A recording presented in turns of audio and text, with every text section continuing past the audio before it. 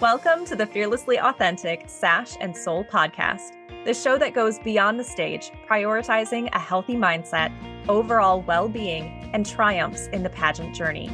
In each episode, we dive into the transformative power of embracing authenticity fearlessly. From mindset mastery and self-care strategies to success stories that inspire, this podcast is your go-to guide for navigating the pageant world with confidence and resilience. Join us as we embark on a journey of self-discovery, empowerment, and celebrate the stories of those who fearlessly embraced their authenticity on the path to pageant success. I'm Lila Sherry. And I'm Rayanna Johnson. Welcome to Sash and Soul. Hello, friends. Welcome back to Sash and Soul. I'm Rayanna. This is Lila. I'm Lila. Hey, Lila. How are you? Ooh, good. Doing good. I like the weather recently. It's been very helpful to productivity, which has been fun. And we're kind of in a flow. We're in a grind. It's grind mode. But overall good. How are you? Is it a fun grind, though, or are you treading water and exhausted? Both. Like the treading water is fun. But it feels like both depending on kind of what it is. But it's all temporary, to be honest with you. Your year is going to be coming to a close.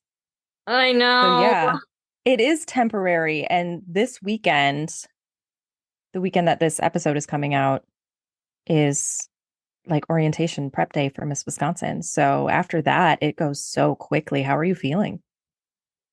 I'm feeling good. I'm feeling like it makes sense that this is now where we're at. I have done 80 plus, 90 plus appearances. Like, I don't even know. The last I checked a few months ago, it was like 75. So we've done more than that. And to me, I've really milked every moment. I mean, even the times where I wasn't enjoying some parts at some appearances, sometimes I would recognize that times were fleeting. And so I feel like I have truly made the most of my year so far. Like, I don't have regrets. And I still have some plans for the rest of my few months that I'm excited for and hopefully will come to fruition. But I mean, shoot, if it was tomorrow that I ended my Miss Wisconsin year, I mean, so be it. We did the dang thing. So I'm feeling like it is that time. It makes sense. Sad? Yeah. Happy? Yeah. I remember feeling really frustrated with myself when I was exhausted by appearances, or like, because I knew that, like you said, time was fleeting and I wanted to enjoy every moment of it. But like I would get frustrated with myself for being tired or burnt out. And I think that's a really real aspect of being a title holder that we don't necessarily see on social media and that people may not understand. That, I mean, it's a lot. Is a lot because you're on all the time.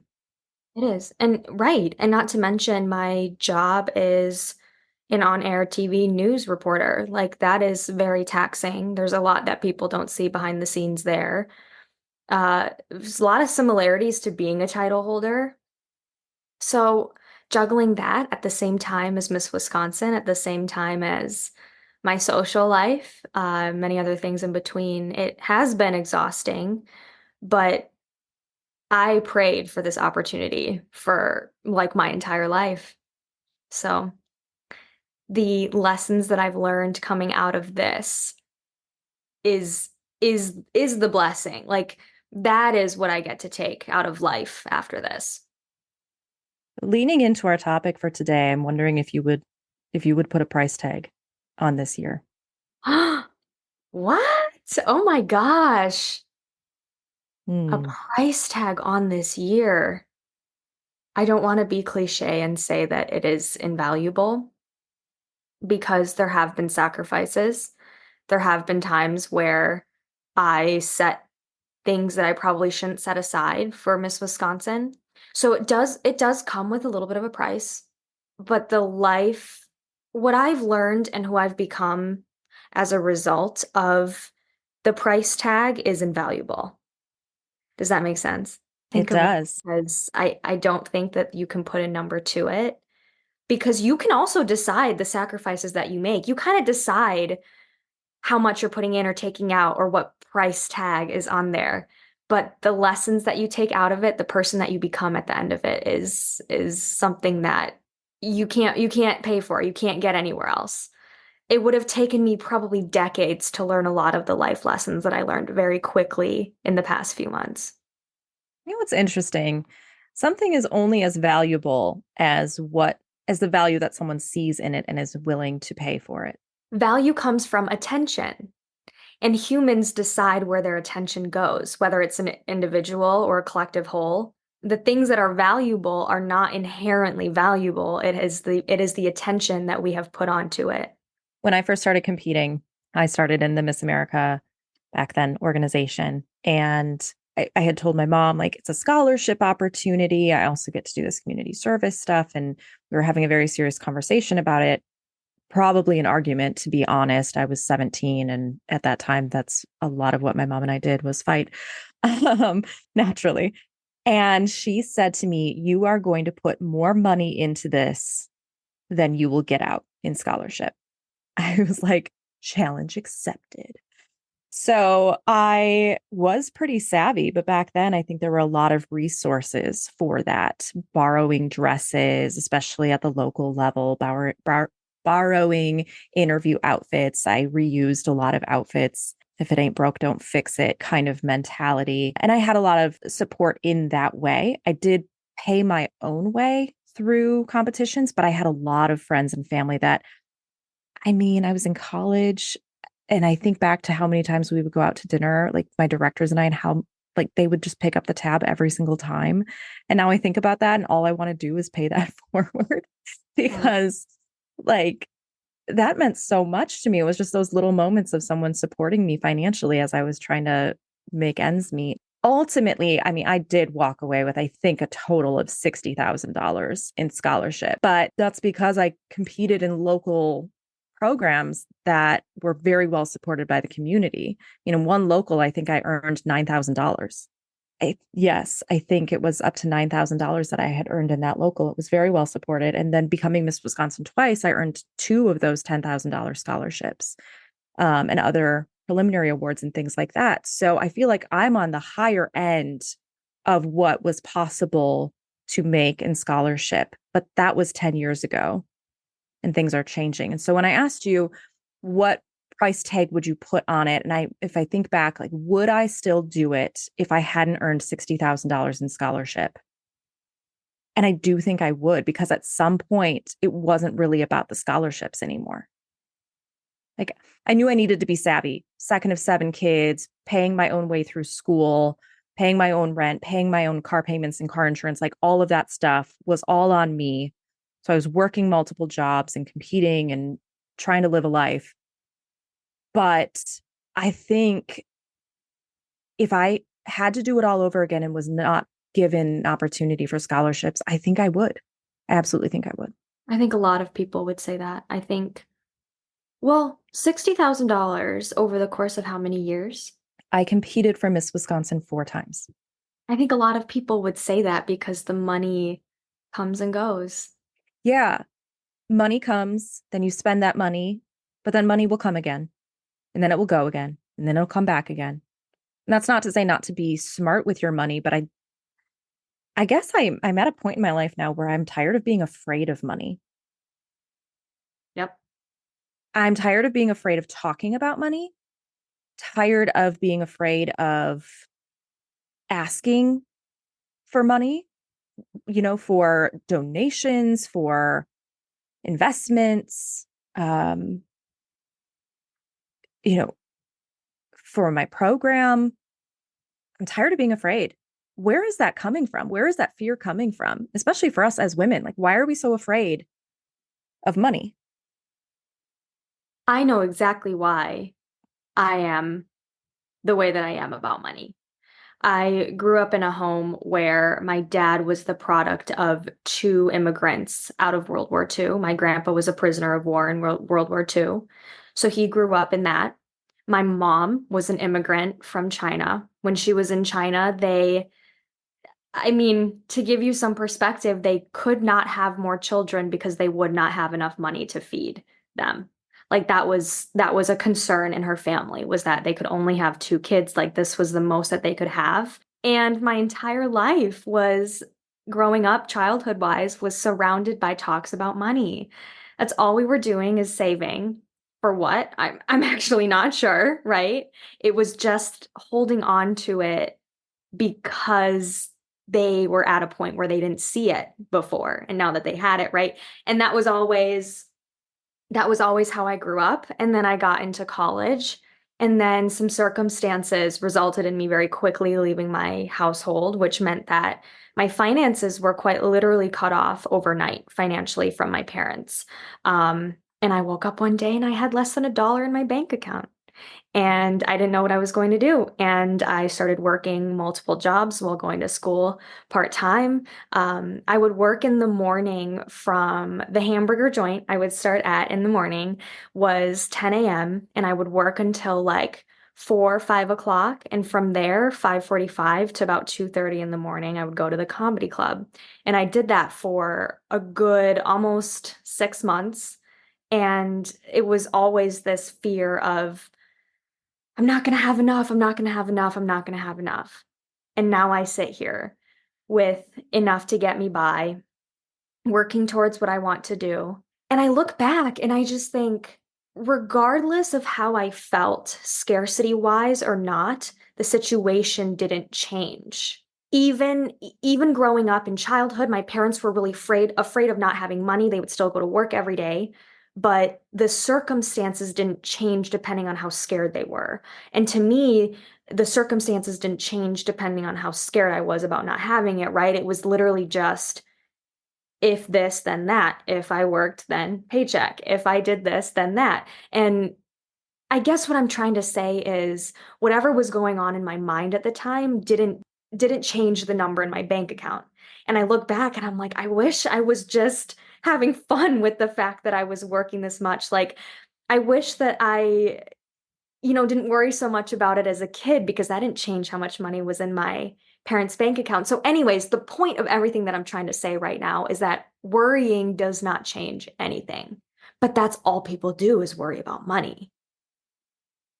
That's something that I've noticed that I do. I have a spreadsheet that has multiple tabs because we have multiple different accounts, and we have our joint account, and I look at my husband's checking account, and he, comes to me wanting to look at the spreadsheet to see where he's at with things. And this spreadsheet, the way that I have it set up, I've been using and editing and developing for like, I don't know, a decade now.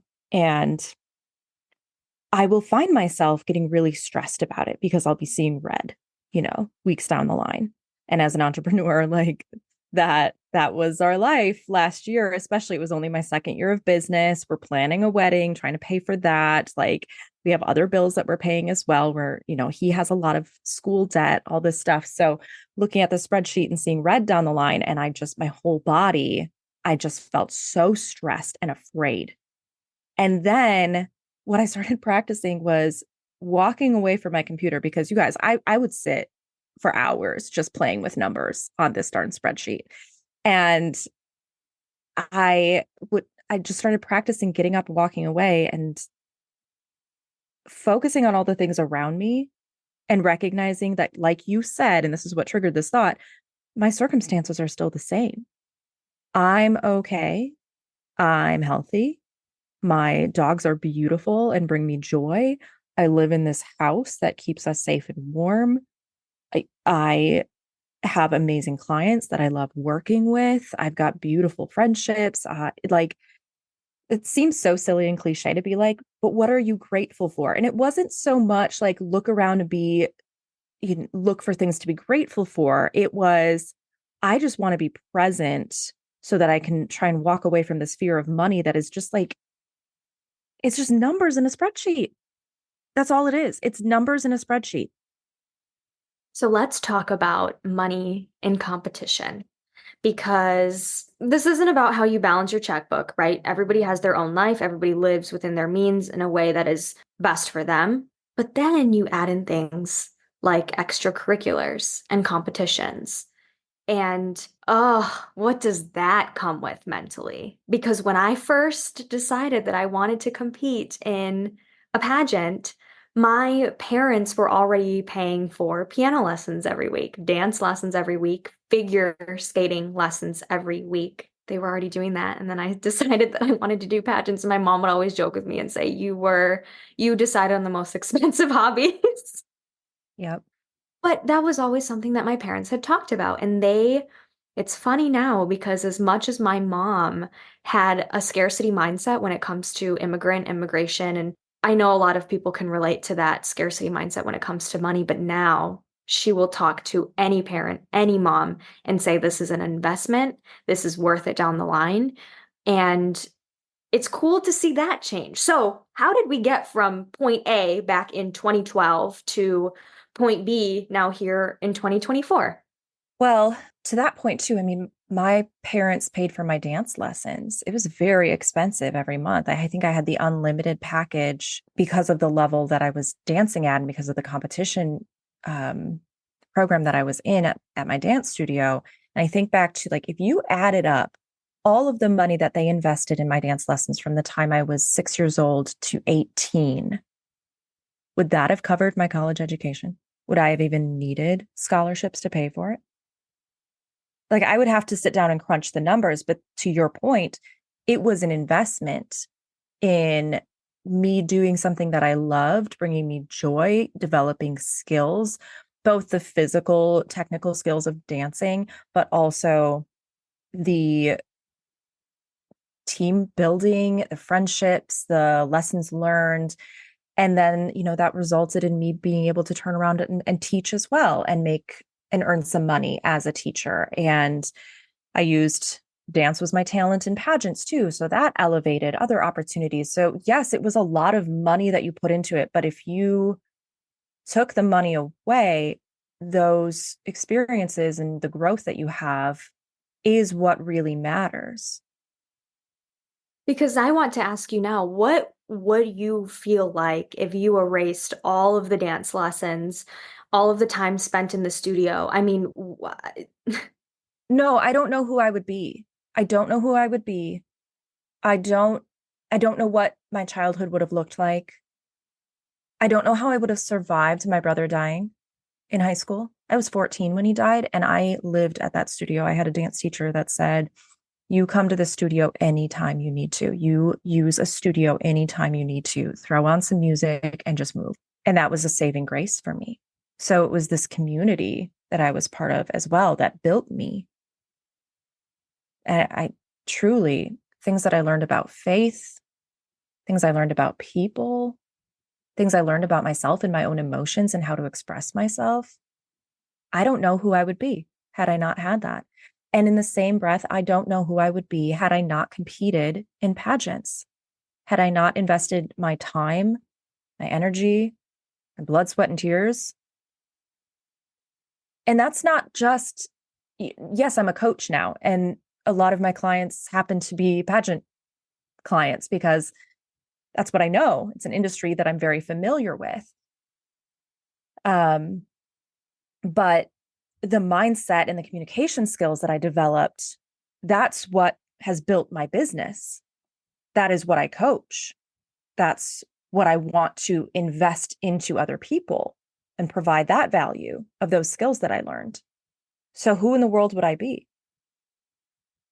this just popped into my head and I've actually never really thought about this, but we don't bat an eye. Our parents don't bat an eye. Well, our generation does now a little bit. We're kind of getting into that. But our parents' generation never bats an eye at paying thousands of dollars for classes to learn from a professor, reading, writing, math, science, art. That is no different than paying for reading, writing, speaking, communication, science classes, and any other avenue. We've become so attuned and used to the idea, desensitized to the idea that we pay 60, 70, 100 plus $1,000 for 4 years of classes in college to get a piece of paper. Yes, it'll open many doors. That same definition of university and college can be applied in a lot of different templates when it comes to dance classes, ice skating classes, pageantry, soccer, football. Like the list goes on. So it's funny that we go into hundreds of thousands of dollars into debt for education, but then yeah, the teaching looks a little different, of course. We need college, we need what it teaches us. It teaches critical thinking, absolutely. I'm never going to, right? But it's just funny that that mindset, that same mindset that we use for something so big as university and college, and we so easily go into debt for because we just should. It's just that's just how we're supposed to do, and we're gonna learn, and it's gonna be fine. There's nothing less valuable when it comes to dance lessons or when it comes to ice skating lessons, right? Like you're learning different skills in different ways. It's just as valuable. I wouldn't have been as productive and as successful in college and post college had I not had these things on my resume, these classes, these experiences. And it's funny because that's what colleges look for when you are applying is all of these extra curriculars and experiences. So what does that tell us? Does this make sense? It does. It's necessary. All of these things are necessary. What I want to dive into more is the mindset behind money, especially for pageant competitions, because that's where it all starts. I mean, mindset, I say, and have read multiple places and have heard from multiple coaches that mindset is 80% of your success. So then is mindset also 80% of your financial success, financial well-being? I think that's such an easy answer for me. Again, that scarcity and that fear did not change my circumstances.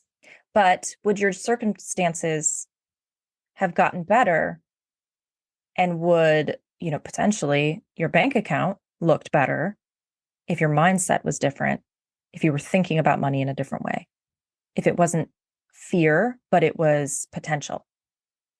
It's not Mm. fear, it's hope. It's not fear, it's faith. I just would have been a lot happier. I just Mm. would have been able to focus on other things. Ugh, among all of the other really hard things, honestly, that I was going through in college. I just had these serving jobs. And in my head, I was like, I'm not doing enough. I'm not making enough. Frankly, I was making pretty good money. But it was that mindset of like, it's all gonna be gone. Like this is just like I'm struggling. It's all gonna be gone. That's what ruined the experience for me. I Mm. actually had a lot of fun when it came to working late nights at the comedy club and being around my friends and like, oh my God, if I would have just enjoyed being there because the second I became Miss Wisconsin, I no longer worked at the comedy club, timing reasons, right? And I never really got to say goodbye. And the only time that I was there was when I was struggling with money and now I look back and I'm like, I wish I would have enjoyed that time a little bit more because it was gone just like that. Then all of a sudden I became Miss Wisconsin and I had $13,000 that I could use towards scholarships and I had been really lucky and earned another $11,000 scholarship through the journalism school at UW. And so all of a sudden this all happened at the same time pretty much in a matter of months and like boom, I was like, "Oh, oh, okay. Now what?" Like that time was so gone, like gone so fast. So money causes a lot of fear in people, and that fear results in a lot of different experiences too of jealousy, Mm, resentment, comparison. comparison. Absolutely. So what do we do about it? We could sit here and talk about why we feel this way all day long. And to an extent, that's helpful, but not long term. Like we can't just sit here in the why do we feel this way about money or why am I in this financial situation? Like that's not going to do anything. We got to focus on the how. What are we going to do about it? Let's be solution focused. So, the first thing we have to look at is what do you think about money? Is money your friend or is money your foe or both? And if you have this tug of war going on with how you feel about money, love money when I have it, hate money when I don't have it, like that's not helpful. And it's not money's fault. Money does not have any kind of emotional connection to anything. Money is just paper or numbers in a spreadsheet. And if you could detach the emotion from money, like Yeah. money's not out to get you, money doesn't hate you, money doesn't care because money doesn't have feelings. So let's detach that first. We are the ones that have feelings about money. So let's own that, shall we? And if you can start shifting to from the scarcity mindset, which is where the fear is, fear of not having enough, not making enough, not saving enough, spending too much, not knowing how to manage money. All of that is just fear based. And it leads to not even like avoiding it altogether, avoiding budgeting, avoiding looking at your bank account. There's so much avoidance, which is not helpful either. Like there's just so much shame surrounding money when you are in this scarcity mindset. So we got to flip it to an abundance mindset and start coming up with some money mantras that make sense for you. And here's the caveat behind affirmations and mantras for me is do not recite an affirmation to yourself that you don't believe. That feels so far-fetched to you, that's not going to help you. You have to recite an affirmation or a mantra that makes sense to you. I have a very simple one. It's right in front of me. It says, everything is always working out for me. And that makes sense to me because there hasn't been a time yet in my life where things didn't work out because eventually they do. I'm okay. I'm still here, still kicking. Please tell the story. Yes, yes, absolutely. Yeah. So I was in a coaching program. I think it was the second coaching program that I invested in after I launched my business because I like to practice what I preach. I think coaching is invaluable and wanted to set myself up for success. So invested in this coaching program. It was very expensive. I think it was like $9,000 total for 3 months, which seems like an astronomical number to a lot of us. That was the most I've ever invested in coaching programs, but I have a feeling that I will invest so much more in the future because I'm all about that personal growth.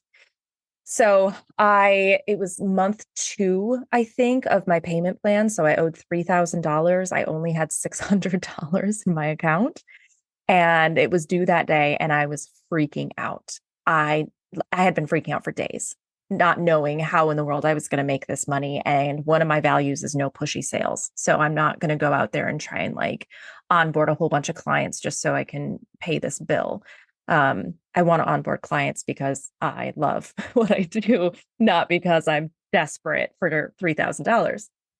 So I was downstairs in the kitchen. I was making coffee and I just stopped that morning and I just thought, everything is always working out for me. And I just felt like a release. I just released it. It's like, I didn't know how.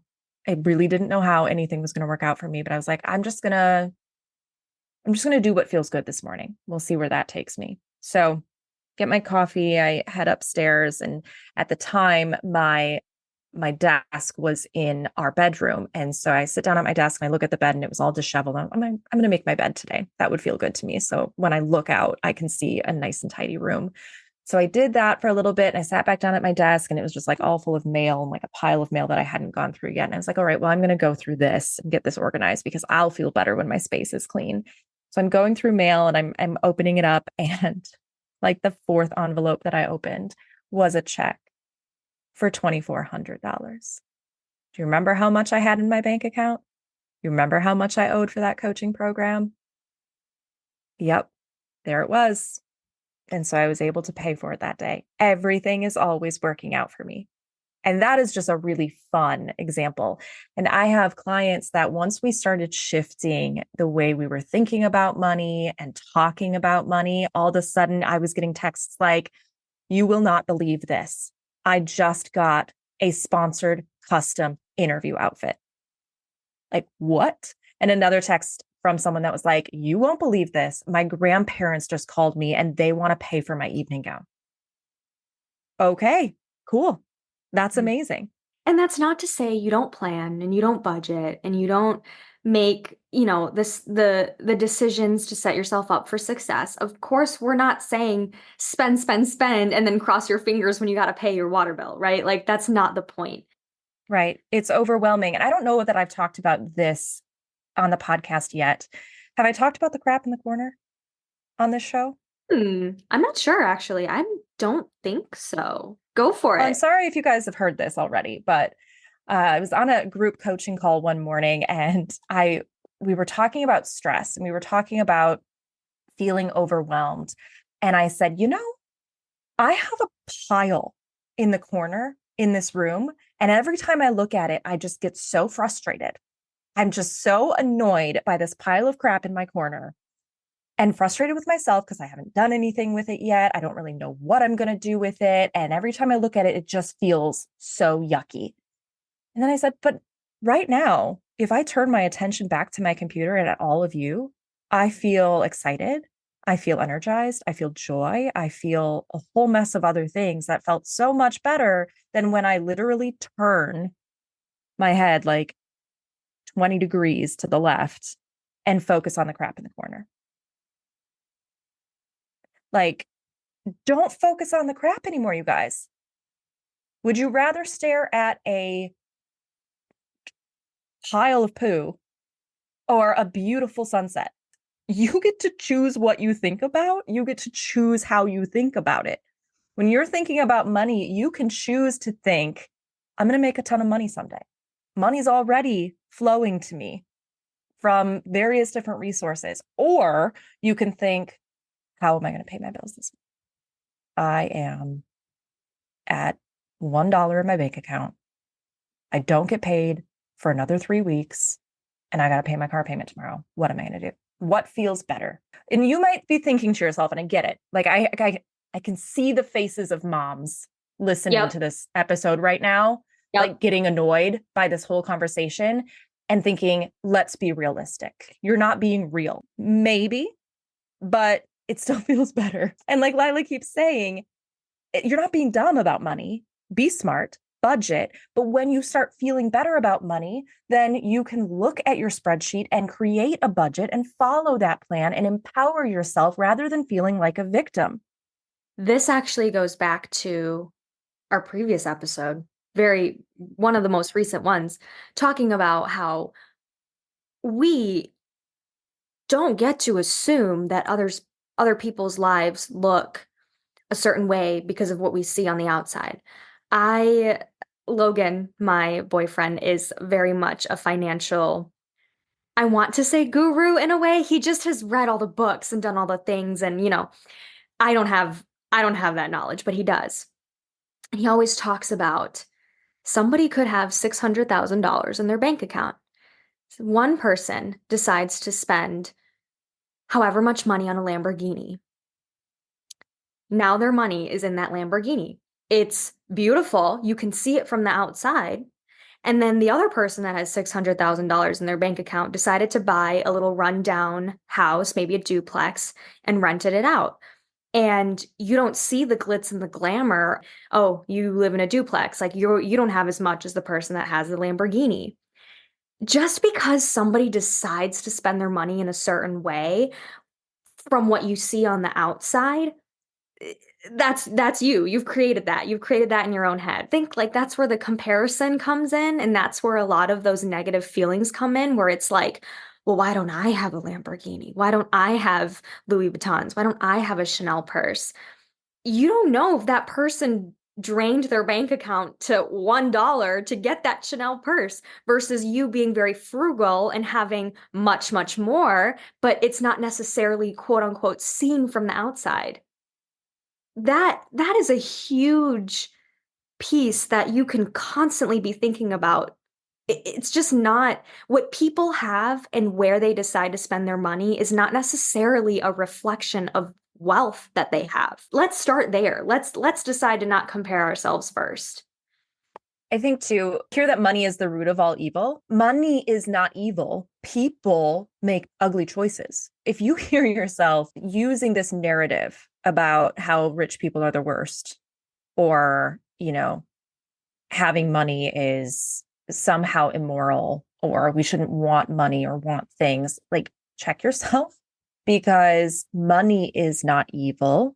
People can be evil. Money does not make people evil. People make choices that are terrible sometimes. And you don't become evil just because you win the lottery. That's not what happens. So, if you are one of those people that look down on people with money or judge them because they have a lot of money, check yourself because you got some money mindset issues going on. You've got some deep feelings and limiting beliefs about money, and that's holding you back. You know, we talk about when you have limiting beliefs or fears or anxieties about competition, and when you're focusing on that stuff, there's no room for anything else. When you're focusing on the lack of money or the stress about money, there's no room to be solution focused. You can't get too inspired from being in a place of yuck. How many people, oh, this is big. How many people went from rags to riches by complaining about money and how they didn't have money? Find me someone who went from rags to riches and all they ever did was complain about not having money, have all this shame and self-judgment about how they handle money or judge other people for having a lot of money. I would wager that that would be zero. Yep. Nobody complained their way to success in any realm, money, anything, competition, family, relationships. Nobody has complained their way to success. Also, nobody wants to be around that except for other complainers. Have you ever noticed that? Misery loves company. I actually am at a point now where, because I'm working so hard on my money mindset, I really struggle being in conversations or hearing people say like the really cliche things of like money doesn't grow on trees, or, you know, saying something negative about someone that spends, like, I could never spend that much money on a car. That's outrageous. And I'm over here thinking, oh, I so want to do that someday. $8 million mansion on the coast in Oregon. That is like my screensaver because that's my dream home. There are so many ways to create wealth and abundance. And I just believe the more value that I pour into the work that I do every day and the more value I put out into the world, like I am worthy of also receiving that value. And it doesn't make me a bad person. Also, the more money I have, the more money I can give. Whatever you are, whoever you are, is just going to be amplified with money. It doesn't necessarily change. So if you're somebody who is generous, who is looking for ways to donate, looking for ways to be helpful monetarily, that only amplifies with your growth in your bank account versus somebody who is maybe very stingy, maybe doesn't see the value in pouring into other people. That just amplifies with more money. They will be just as stingy with more money. Whatever you are, whoever you are, money doesn't change that. It just amplifies who you are at your core. And that's why I think people think money creates evil.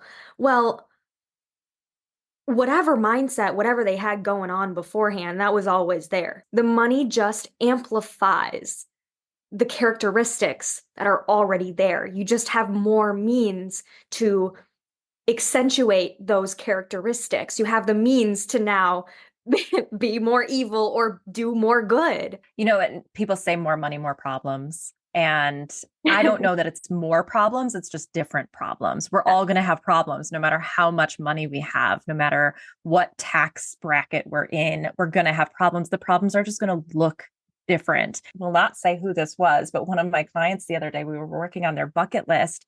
And I was like, well, do you want to win the lottery? And she said, no. And I'm like, wait, what? And she's like, I don't want to have to deal with like hiring security. And so she like came up with all these like things that she would have to do if she won all this money. I'm like, wait, you're afraid of success. But here's the thing, you guys, like, you're not going to grow if you don't have new challenges and experiences. You became Miss Wisconsin and it wasn't like, oh, life is amazing now. I reached my goal. I'm at the top of the mountain. It's just an easy slide down from here.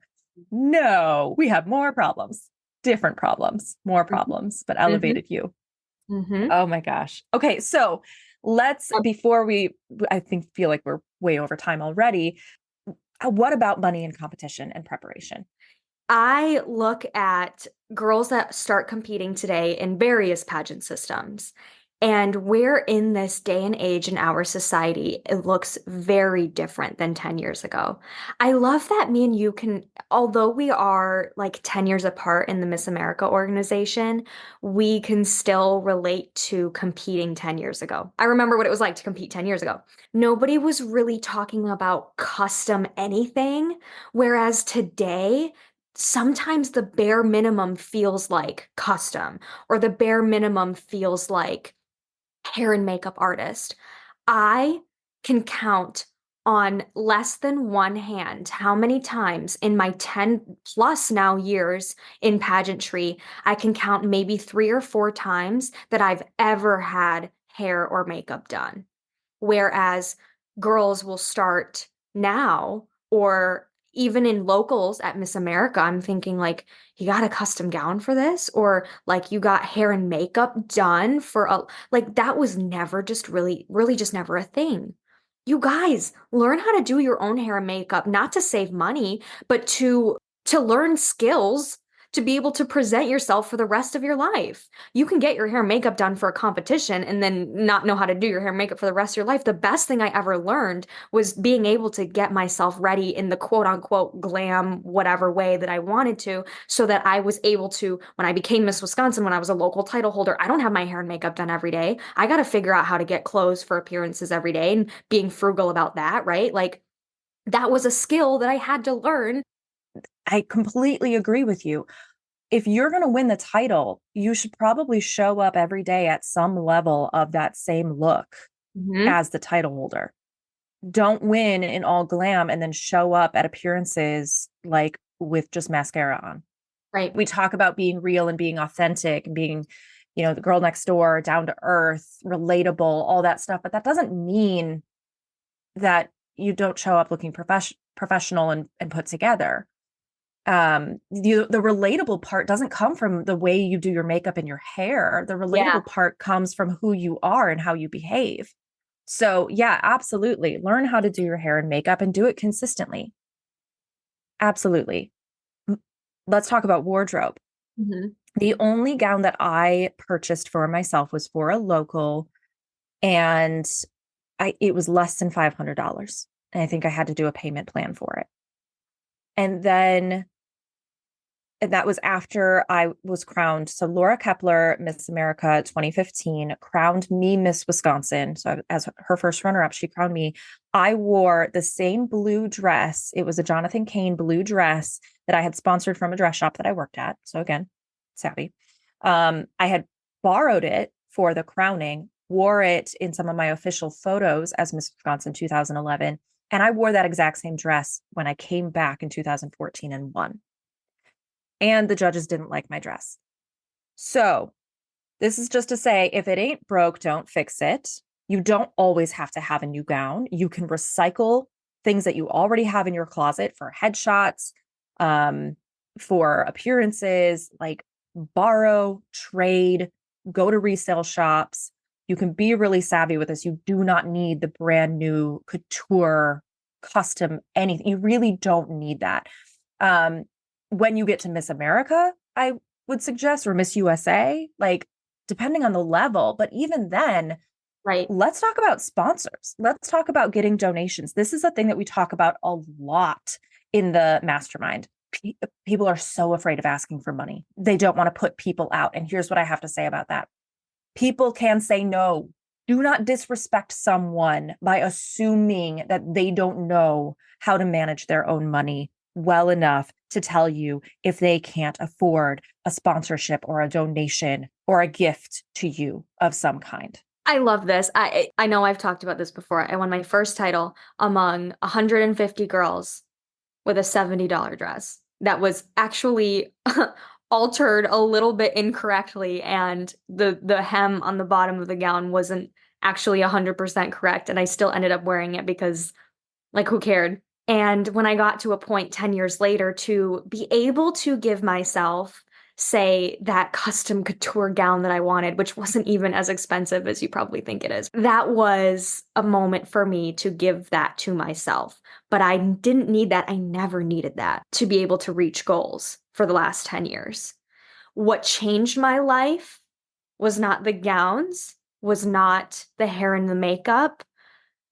What changed my life is investing in communication coaches. I know we sit here today and you're a communication coach. I've worked with others in the past before I met you, right? And that was still the most beneficial way to spend my money, period. Even if I wasn't competing in pageants, I would have wanted somebody teaching me how to talk, teaching me how to present myself vocally, teaching me how to hone in on my body language, right? Things like that.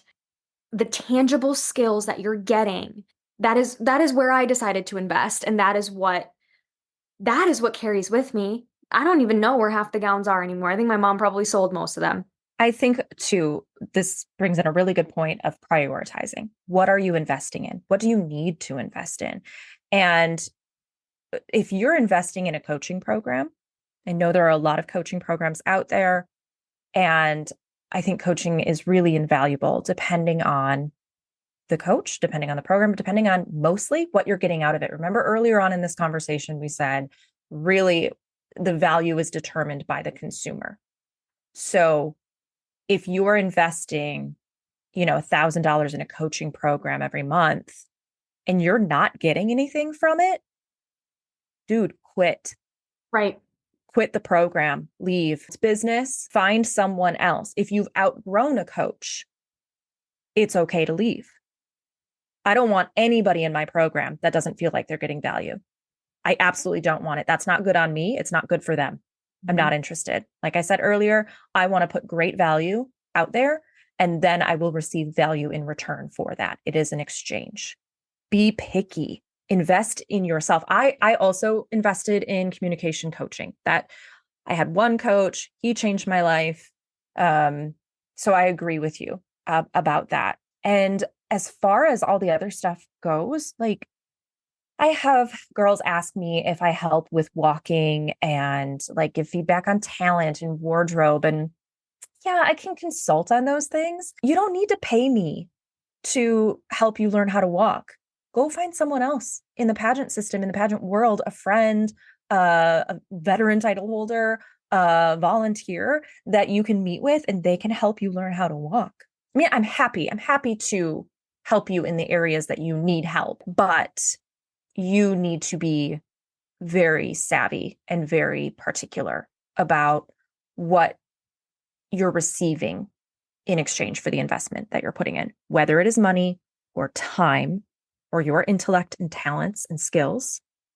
Be particular about where you're investing all of those assets and recognize what you're getting in return.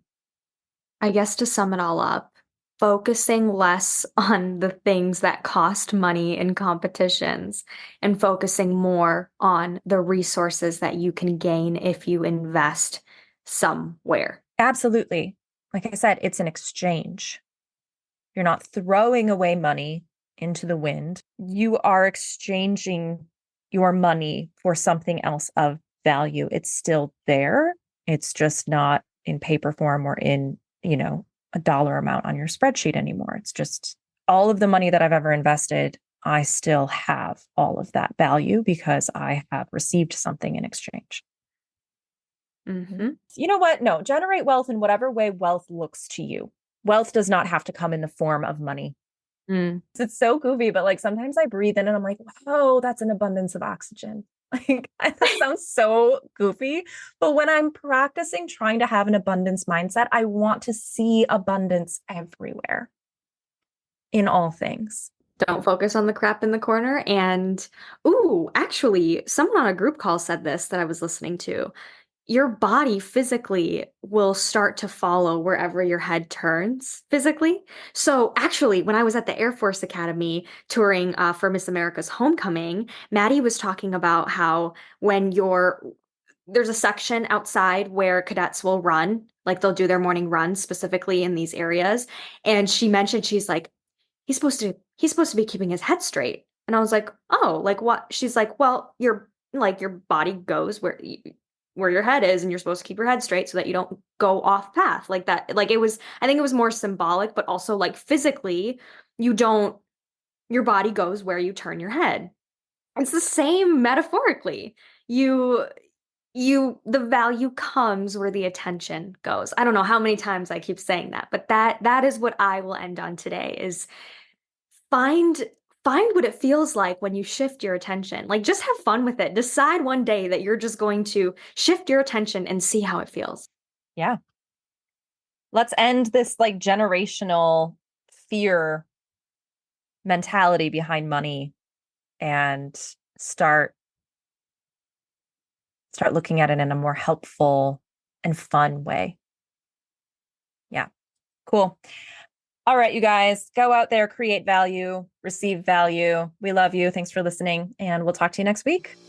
Hey, we want you to be a part of our growing community. Hit that subscribe button now to stay up to date with the latest insights and strategies straight from industry experts and seasoned competitors.